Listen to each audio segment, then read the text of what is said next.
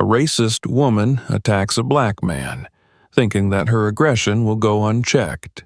But she is shocked when he suddenly fights back. What started as a minor altercation quickly escalates into something more. In front of witnesses, the truth comes out, and the woman must face the real consequences of her actions. Subscribe to the channel, click the bell, and don't miss the next videos.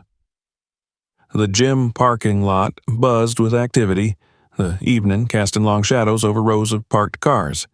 The gym, located in an upscale suburban neighborhood, was a sleek building with glass walls reflecting the fading sunlight. Expensive SUVs and sedans filled most of the spaces, and people dressed in workout gear rushed to get in their sessions before heading home for dinner. The air was crisp and cool, carrying the scent of freshly mowed grass from the nearby park. Michael Jennings stood at the gym's entrance, wiping the sweat from his brow with a small towel draped around his neck. His muscles ached pleasantly from the intense workout, the kind that left his mind clear and his body drained in the best way possible. For him, this gym was more than just a place to exercise. It was his refuge, a space where he could escape the daily stresses of life, particularly the microaggressions and subtle prejudices he encountered living in this predominantly white neighborhood. As he tossed the towel over his shoulder and began walking toward his car, his thoughts drifted. He thought about his day at work, where he'd had to bite his tongue more than once in meetings when his ideas were dismissed, only for his white colleagues to restate the same things later and receive praise. The gym was one of the few places where he felt he could be himself, at least for a little while. The evening air felt refreshing against his skin, and for a moment, a rare sense of peace settled over him. He clicked the key fob in his hand, and the familiar beep of his car unlocking echoed through the parking lot. As he approached his vehicle, a sleek black sedan parked neatly in a designated spot near the entrance, his steps slowed. Something was off. A white SUV was parked haphazardly in his space, its tires barely within the lines. Michael frowned, his heart sinking slightly. He knew that spot was his. It was one of the few perks of having a premium gym membership. He glanced around, trying to see if anyone was nearby, but the parking lot was mostly empty, save for a few people heading toward their cars. Michael approached the SUV cautiously, hoping that whoever owned it would return soon and move without incident. But just as he reached for his phone, thinking about waiting inside his car until the spot cleared, the door to the SUV flew open with a loud slam. A woman stepped out, white, middle-aged, and visibly agitated. Her eyes were cold and sharp, and her mouth twisted into a scowl the moment she saw Michael standing there. "Can I help you?" she snapped, her voice laced with hostility. Michael blinked, momentarily taken aback by the sheer aggression in her tone. Yeah," he said, keeping his voice calm. "This is actually my spot. Do you mind moving your car?" The woman crossed her arms over her chest, leaning slightly forward, as if to make herself larger. "Your spot?" she repeated, her voice dripping with disdain. "Last time I checked, parking spaces aren't assigned here. Who do you think you are?" Michael inhaled deeply, fighting the frustration that simmered just beneath the surface. He knew exactly where this was headed, and it was a path he wanted to avoid at all costs. "I have a premium membership," he explained, keeping his tone measured. "This spot is reserved for members with that level. If you could just move—" She cut him off with a sharp laugh. "Oh, please. I've been coming to this gym for years. I know how things work around here. Don't try to pull that on me." Michael clenched his jaw, the familiar weight of exhaustion settling over him. He had been down this road before. Different faces, different situations, but always the same underlying tone of entitlement and condescension. "Look," he said, keeping his voice steady, "I'm not trying to start anything. I just want to park in the spot I pay for." The woman took a step closer, her arms still crossed tightly over her chest. "You people are always trying to take more than you deserve," she hissed, her voice low and venomous. Michael froze, the words hitting him like a slap to the face. You people. It was always there, just beneath the surface, the assumption, the stereotype, the implication that he didn't belong, that he had no right to expect fairness or respect. He took a slow, deep breath, willing himself to stay calm. "Ma'am," he said carefully, "I don't want any trouble. I just need you to move your car." She sneered, her lip curling in disdain. "Oh, I bet you don't want trouble," she said mockingly, "because people like you know what happens when you cause trouble in places like this." Michael's fists clenched at his sides, his nails digging into his palms. He could feel his heartbeat in his ears, loud and insistent, but he knew he couldn't let this escalate. Not here. Not now. The woman must have sensed his restraint because she smiled, a cruel, self-satisfied smirk. "That's right," she whispered, her voice almost sweet now. "Walk away. Be a good boy and walk away." A memory flashed through Michael's mind, his mother's voice, gentle but firm, telling him to always stay calm, no matter what. "They'll try to push you," she had said, "but you can't give them the reaction they're looking for. That's what they want." Michael swallowed hard, forcing himself to take a step back. He could feel the eyes of passers-by on him, subtle glances filled with curiosity and judgment. If he stayed, if he argued, it would only take one wrong move for things to spiral out of control. "I'll move," he said finally, his voice tight with suppressed anger. "Enjoy your evening." He turned on his heel and walked away, each step feeling heavier than the last. The woman's laughter followed him, sharp and triumphant, as if she had won some unspoken battle. Michael clenched his fists, fighting the urge to look back. When he reached his car, parked further down the lot, he sat behind the wheel and closed his eyes for a moment, trying to steady his breathing. He could still hear her voice in his head, could still feel the sting of her words. After a few moments, he started the engine and pulled out of the parking lot. He told himself it didn't matter, that it was just a parking spot, just another encounter in a long list of similar experiences. But the weight of it settled deep in his chest, heavy and suffocating. As he drove toward the nearest gas station, he couldn't shake the thought that this wasn't over. Not really. People like her didn't let things go, and tonight, it seemed, neither could he. Michael's hands gripped the steering wheel a little tighter than usual as he pulled into the gas station. The evening had grown darker, and the cool air felt heavier now, wrapping itself around everything in a suffocating stillness. The bright lights of the gas station stood out against the twilight, illuminating the rows of cars and people bustling about. A few families and couples moved between the pumps, filling their tanks and chatting softly, unaware of the tension still bubbling just beneath the surface inside Michael. The gym incident replayed in his mind, over and over again. He had been so close to losing his temper, and the worst part was that the woman who had caused it all, had seemed to enjoy it.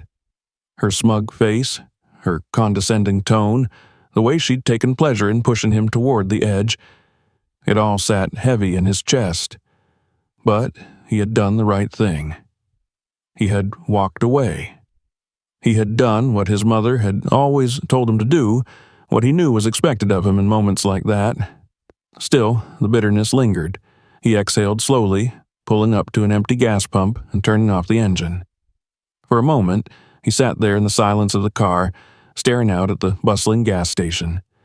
He could see people going about their business, pumping gas, grabbing snacks from the convenience store, laughing as they talked to one another. Normal, everyday things. He wanted to feel normal, too. Just another person filling up his tank, getting ready to head home. No drama, no confrontation, just peace. He grabbed his wallet from the passenger seat and stepped out of the car.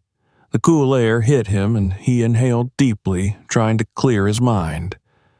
The hum of engines and the occasional murmur of conversation filled the air around him as he inserted his card into the pump.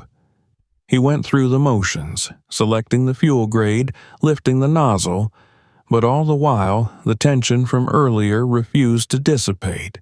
He glanced at the gas station's brightly lit sign overhead, watching the numbers roll up as he filled the tank. The repetitive click of the gas pump, the steady rhythm of the fuel flowing, seemed almost calming. Maybe this was all he needed. A few minutes of quiet, a moment to breathe. But as if on cue, just when Michael felt like he might be able to let it all go, a familiar screech of tires pierced the air. His heart sank as he turned his head, and there she was, the same white SUV from the gym parking lot pulling into the gas station with an aggressive swerve. The woman, her, was back, and she didn't look any calmer than before. Michael felt a wave of frustration wash over him, his stomach tightening as the SUV rolled to a stop just 2 pumps away from his car. The woman stepped out of her vehicle, her face set in a mask of anger. She didn't seem surprised to see him there. In fact, the moment her eyes met his, a twisted smile curled at the corners of her mouth.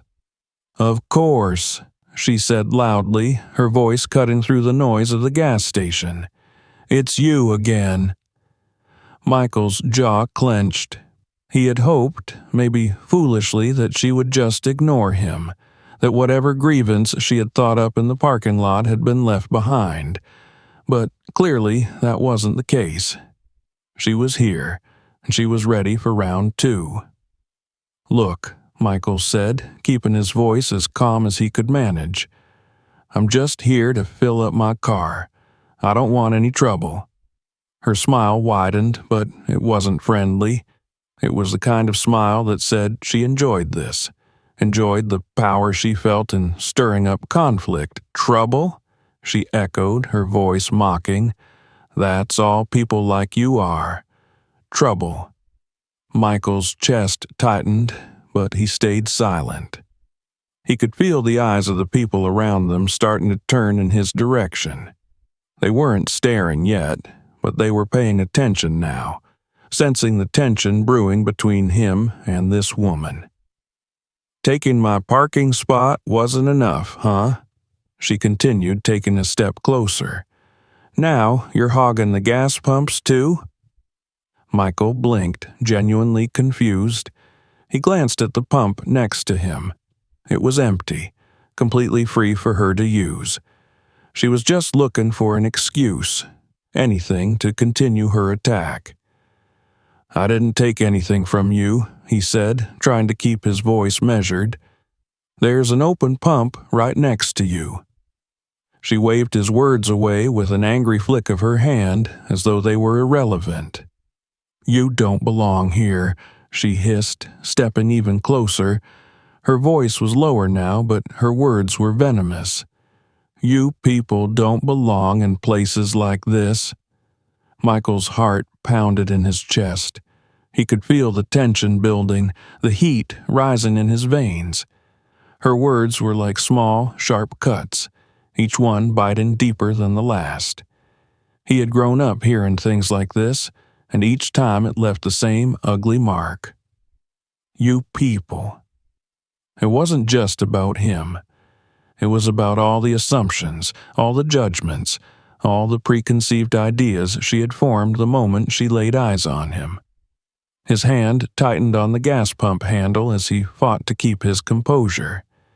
He had walked away once today. He could do it again, but why should he have to?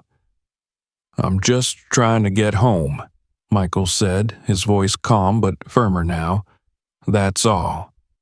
She took another step forward, close enough now that he could see the fury in her eyes, the way her lips twisted into a sneer. People like you always think you can just walk around doing whatever you want, don't you? She spat, her voice rising with every word, always thinking the rules don't apply to you.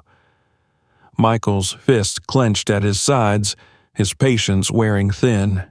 Lady, he said, trying his best to keep his voice steady, just leave me alone. You've got your pump right there. Just use it. But she wasn't listening. Her anger had taken on a life of its own now, feeding off the attention of the few bystanders who were beginning to openly watch the confrontation. She wanted a scene. She wanted to provoke him, to make him the villain in this story she was writing for herself. I'm calling the police, she declared, pulling out her phone with a flourish. You think you can just walk around threatening people like me and get away with it? Michael's stomach dropped. He knew exactly where this was going. He had seen it happen before, heard the stories, watched as innocent black men were turned into aggressors in the blink of an eye simply because someone like this woman said so. His mind raced, weighing his options, trying to figure out the best way to de-escalate before things spiraled any further. Ma'am, he started, taking a step back and raising his hands in a gesture of peace. There's no need to call the police. I'm not threatening you. I'm just trying to... Don't you dare tell me what to do, she screamed, her voice piercing the air. You're not the victim here. You're the problem. A small crowd had gathered now. Gas station attendants, a few other customers, all watching the scene unfold with a mixture of curiosity and unease. Michael could feel their eyes on him, could sense the unspoken questions they were asking themselves. Was he really the threat she was making him out to be? Was he dangerous? Aggressive? One man, a middle-aged bystander filling up his truck, caught Michael's eye. For a moment, Michael hoped the man might step in, say something, diffuse the situation, but the man just looked away, quickly returning to his own business as if hoping to avoid getting involved. Michael's frustration grew. He knew that every second that passed made things worse. He could already imagine the police showing up, guns drawn, ready to believe whatever story this woman fed them. But then, before he could say another word, the woman did something he hadn't expected. She lunged at him, shoving him hard in the chest. Michael stumbled back, caught off guard by the sudden physical attack. His heart raced, and instinctively he raised his arms defensively, not to strike back but to protect himself. You think you can touch me? She screamed, her voice shrill and wild. I'll ruin you. I'll make sure they lock you up for the rest of your life. Michael was breathing hard now, his chest tight with anger and frustration. He could feel the eyes of the onlookers burning into him, could sense their judgment, their silent conclusions. And then, like a spark to gasoline, she took it one step further. Help! She cried, her voice full of mock terror. Somebody help me! He's attacking me! The gas station seemed to freeze in that moment. Everyone's attention snapped to the scene, and Michael could feel the shift in the air, the doubt, the fear, the sudden realization that he was losing control of the narrative. And that was when the sirens wailed in the distance. Michael's heart sank. This wasn't going to end well. The wail of sirens cut through the night, growing louder with each passing second. Michael's heart pounded, each beat echoing the rising tension in the air. The woman, still standing just a few feet away from him, smirked triumphantly, as if she had already won. Around them, the small crowd of onlookers murmured in hushed tones, some pulling out their phones to record the scene. Michael knew exactly what would happen next. He had read the stories, seen the videos, Situations like this rarely ended well for men like him. No matter how innocent he was, no matter how calm he remained, the odds were already stacked against him. All it took was the right accusation, the right narrative, and everything could spiral out of control. He exhaled slowly, forcing himself to stand still as the flashing red and blue lights reflected off the glass windows of the gas station. The woman, Karen, as he now thought of her, grinned wickedly, clutching her phone in one hand as if it were a weapon she had wielded with precision. "They're coming," she whispered, her voice laced with satisfaction.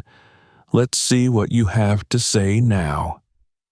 Michael's fists clenched at his sides, but he kept them low, careful not to make any sudden movements. He could feel the weight of the crowd's judgment pressing down on him. Every second that passed felt like an eternity, each breath harder to draw than the last. The first patrol car screeched to a halt just outside the gas station, followed by a second one only moments later.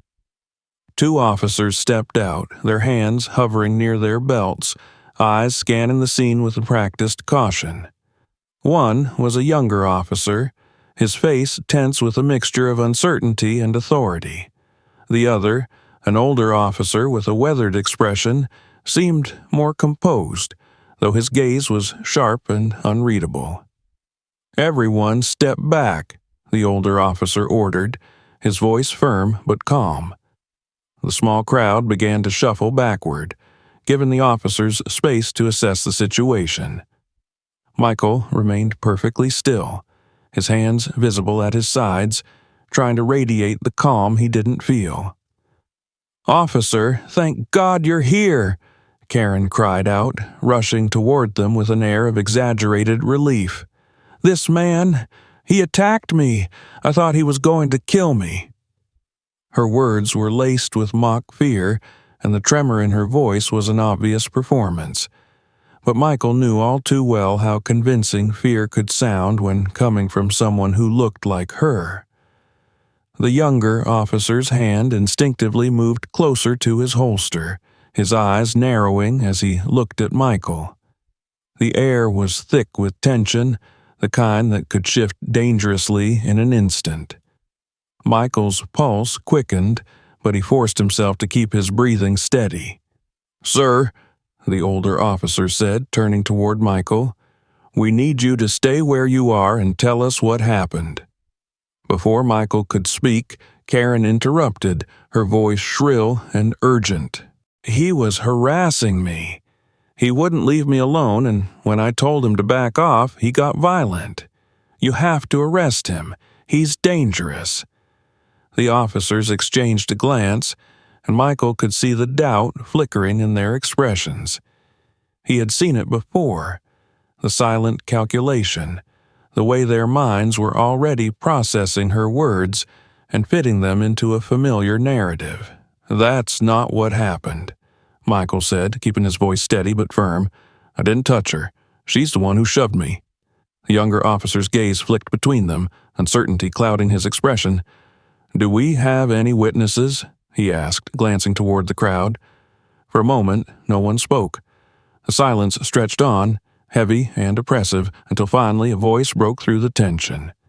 "I saw what happened," a man said, stepping forward from the crowd. It was the same middle-aged man Michael had noticed earlier, the one who had initially looked away.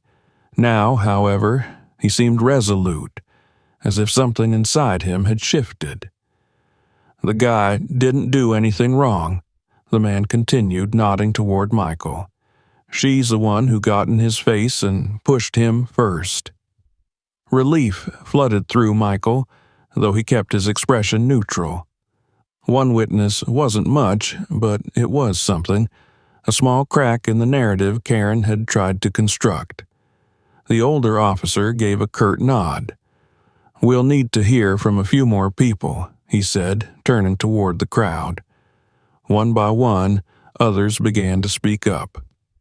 A woman who had been pumping gas a few rows away confirmed the man's story, adding that Michael had remained calm throughout the encounter. Another witness chimed in, recounting how Karen had lunged at him without provocation. As the officers gathered the statements, Karen's expression shifted from smug satisfaction to disbelief, then to fury. She glared at the witnesses, her face flushed with anger. "You people are lying," she screamed, her voice cracking with rage. "He attacked me. I'm the victim here." The younger officer stepped forward, holding up a hand. "Ma'am, we need you to calm down." But Karen was beyond reason now. Her fury boiled over, and before anyone could react, she lunged toward Michael again, fists raised. The older officer moved quickly, intercepting her mid-swing and pulling her back. "That's enough," he barked, his voice sharp and commanding. "You're under arrest for assault and disorderly conduct." Karen thrashed in his grip, her eyes wild with rage. "You can't do this to me!" she shrieked. "Do you know who I am? I'll ruin all of you!" Michael stood still, watching as the officers cuffed her and led her toward the patrol car. A strange mix of emotions swirled within him: relief, anger, exhaustion. He had been right to be cautious, to keep his cool, but it didn't erase the bitterness of what had happened. "Sir," the older officer said, turning back to Michael, "we'll need your statement down at the station. You can follow us there when you're ready." Michael nodded, his body still tense with the residue of adrenaline.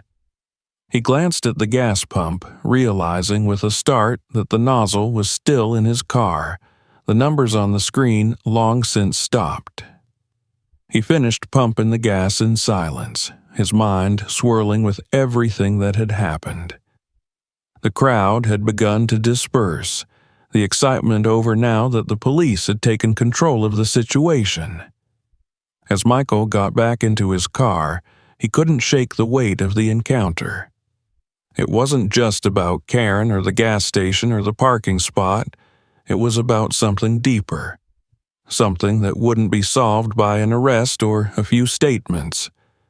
He exhaled slowly, gripping the steering wheel until his knuckles turned white. The fight wasn't over. It never really was. The cool morning air greeted Michael as he stepped into the police station the next day. Despite the fresh start of a new day, the events of the previous evening weighed heavily on him. He hadn't slept well. Every time he closed his eyes, he saw flashes of the confrontation: Karen's twisted face, her accusations, and the officers pinning her hands behind her back. He exhaled slowly, trying to clear his mind as he approached the front desk. "Good morning." The officer on duty greeted him, her tone professional but kind. "How can I help you?" "I'm here to give a formal statement," Michael said, placing his ID on the counter. "About an incident at the gas station last night. Officer Reynolds told me to come in today." The officer nodded and handed him a clipboard with forms to fill out. "Just fill this out, and someone will be with you shortly." Michael sat down in one of the stiff lobby chairs, pen in hand, but his mind wandered as he stared at the blank lines on the form. The paperwork seemed so mundane, so detached from the reality of what had happened. Last night wasn't just another incident to file away. It was yet another reminder of how easily his life could have been derailed, how quickly things could have gone wrong. He thought back to Karen's words, her venomous accusations, the sheer audacity in her voice when she'd called him a threat, a problem. And even though the police had arrested her in the end, he couldn't shake the feeling that the system was still working in her favor. People like her didn't learn lessons easily. They doubled down, convinced of their own righteousness no matter the consequences. After some time, a familiar face appeared at the entrance to the lobby. Officer Reynolds, the seasoned officer who had handled the situation last night. He gave Michael a small, reassuring nod and gestured for him to follow. They entered a small utilitarian office at the back of the station. The walls were bare, save for a clock ticking softly in the corner and a bulletin board pinned with memos. Reynolds took a seat behind his desk, while Michael sat across from him, the weight of the moment settling over them both. "How are you holding up?" Reynolds asked, his voice calm but empathetic. Michael shrugged, folding his hands in his lap. "I'm all right, I guess. Just tired." Reynolds nodded knowingly. "It's understandable. These things can take a toll, but you did everything right. Staying calm the way you did, that made a big difference." Michael forced a smile, though it didn't quite reach his eyes. "Did it?" he muttered under his breath, the bitterness slipping out despite his best efforts. Reynolds gave him a long, measured look.